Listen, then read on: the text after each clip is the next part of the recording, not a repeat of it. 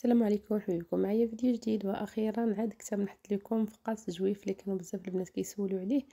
انا غادي ندير معكم ثلاثه ديال الشكيلات. غادي ندير معكم المربع والداير وكذلك الدمعه، فقاس اللي سهل بسيط جدا. الا تبعتوا المراحل غادي ينجح لكم في اول مره غادي تصيبوه.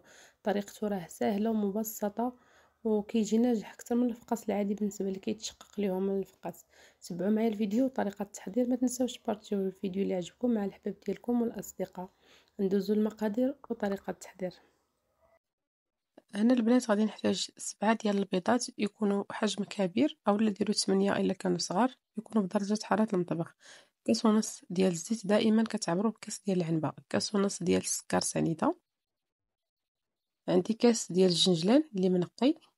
عندي 2 معالق ديال النافع. عندي نص كاس ديال الماء الزهر. عندي الدقيق اللي غيكون على حساب الخليط. عندي 2 ساشيات ديال زهرة البرتقال و2 خمارات. هادو هما المكونات اللي عندي. وهنا عندي كمية، عندي هنايا 450 غرام ديال اللوز اللي رقدته في الماء. عندي الكركاع، عندي هاد الفواكه الجافة اللي كيتباعوا عند مول الزريعة. نتوما ديروا الكمية اللي بغيتو اللي متوفر لكم. هنا عندي كما قلت لكم 450 غرام المجموع ديالهم كاملين. هنا كناخذ الخلاط الكهربائي. هو فاش غادي نخدم، اول حاجه غادي ندير البيض كنهرس وحده بوحده باش ما تكونش عندنا شي وحده خاسره. كندير الاولى وغادي نهرس البيض كامل اللي عندي كما قلت لكم، يكون في درجه حراره المطبخ، ما يكونش في الثلاجه. صافي هنايا غادي نزيد عليه شويه ديال الملحه، داك الساشيات ديال زهره البرتقال بجوج. غادي نطحن هاد البيض حتى يدير لك شكوشه. غنطحنو مزيان مزيان مزيان مزيان حتى يدير لك شكوشه ويضاعف الحجم ديالو. عاد غادي نزيد عليه، هنايا غنزيد عليه السكر سنيده وغادي نرجع نطحن. نطحن مزيان حتى يضاعف الحجم ديالو. غادي نزيد الزيت وغادي نزيد داك ما زهر.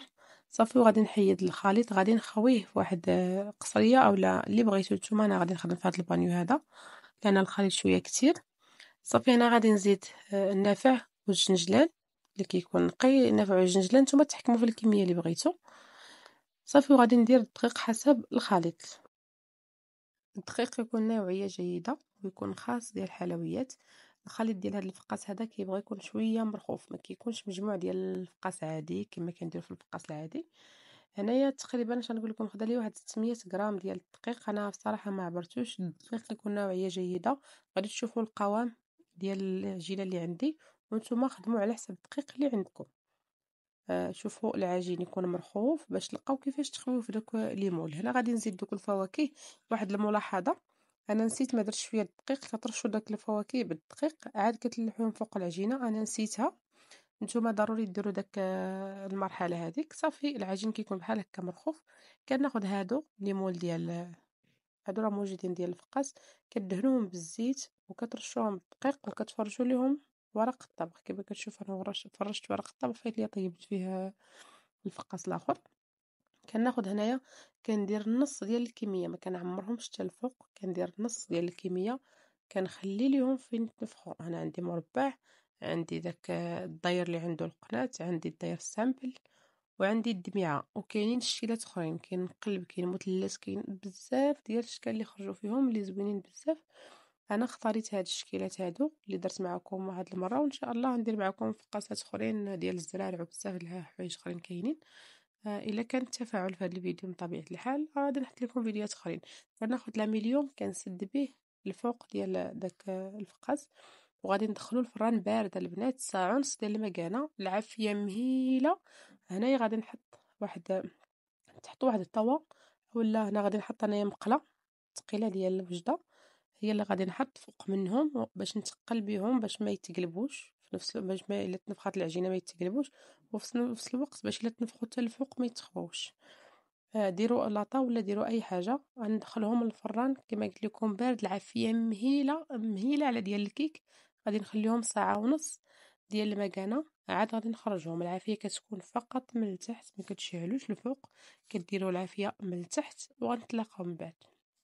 هنايا من بعد ما خرجتهم طابو باش كنعرفوهم طابو. كندخلو هنايا واحد الكوردون ملي كيخرج هكا ناشف بحال الكيكه. صافي راهم طايبين. صافي انا دابا غادي نخرجهم مع البنات، كناخد هنا غادي نحاول نخرجهم بيدي ولكن سخان بزاف. غادي ناخد هاد المعلقه ديال القهوه، غادي ندفع بها من التحت ولا ديروا مدلك الا ما كانش هكا، كديروا مدلك باش تخرجوهم لان كيكونوا سخان، ما تخليوهمش تيبردوا باش ما يلصقوش لكم. ديك الطبقه البيضاء اللي كتبان لكم فوق الفقاس، هذيك فقط هذيك الدقيق والزيت باش دهنا ليمون. داكشي مازال غادي يتحمر، ما يبقاش يبان كما شفتوا في الاول ديال الفيديو. صافي غادي نخرجهم كاملين بهذه الطريقه هذه. الطريقه راه سهله جدا. هذا بالنسبه لهذا الفقاس اللي ما كيصدقش ليها الاخر العادي ديالنا البلدي، راه هذا غيصدق ليها 100%. هذا راه سهله طريقته بزاف. صافي غناخذ هنا سلوفان، غادي نلويهم في السلوفان، غنلوحهم في المجمد، خليوهم حتى 4 شهور. وقت ما بغيتوهم كتخرجوهم كتقطعوهم. هنايا غنخليهم انا ليله كامله في المجمد. ملي غنخرجهم ونقطعهم غنخرجهم ساعه قبل ما نقطعهم. صافي هنايا الفقاس البنات ملي غادي تبغيو تقطعوه كتخرجوه في الثلاجه قبل، كتخلي واحد ساعه هاد المكانه باش يرطب حيت كيكون قاصح. ولا بغيتو تقطعوه قبل يهرس لكم الموس. هنا الا بغيتو تقطعوه كامل كتخرجوه كامل، ما بغيتوش تقطعوه كامل كتخرجوا غير الحبات اللي بغيتو وكتخليو الشيء الاخر في المجمد حتى تبغيو. هنا غادي ناخذ غنحلو.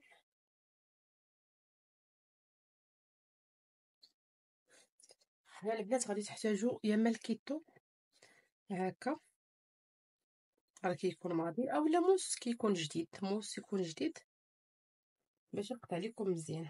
ملي كنبغيو نقطعوه كنحطو يدينا وكنجرو الموس وكنديو وكنجيبو بحال الا غنديرو بحال غنذبحو بهاد الطريقه هادي. كيتقطع بسهوله سواء بموس ماضي سواء بالكيتور.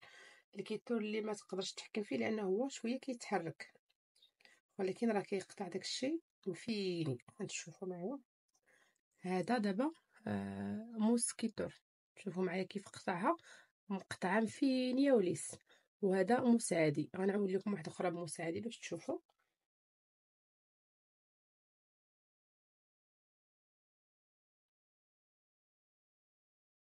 هانتوما دابا هي ديال الكيتور، ها هي هو ديال الموس العادي. صافي هكا غادي نكمل. غير شويه د الخاطر وديو الموس وجيبوه باش ندير لكم التقطيع على النيشان. راه ما كيتهرس ما والو، كتجبدوه من المجمد وقت ما بغيتوه بواحد ساعه قبل ساعه ونص تيطلق وبداو تقطعوا فيه بهاد الطريقه هذه.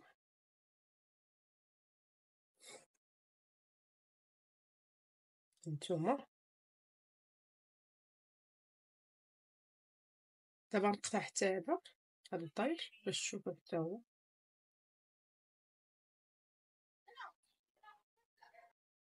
حتى هو كنديو الموس وكنجيبوه، ما كنميلوش الموس، كنحطوه كنديو وكنجيبوه باش يقطع لنا تقطيعه نيشان.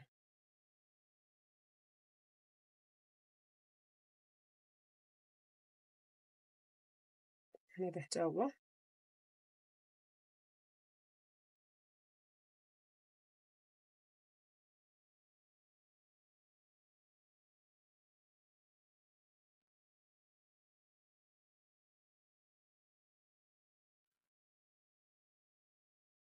صافي هنا الفقاس ديالي كامل من بعد ما قطعته ما فيهش تفرتيت، فيه غير هاد الريوس هادو اللي كانوا منفوخين، هادو اللي كاينين غادي نقرملهم بوحدهم.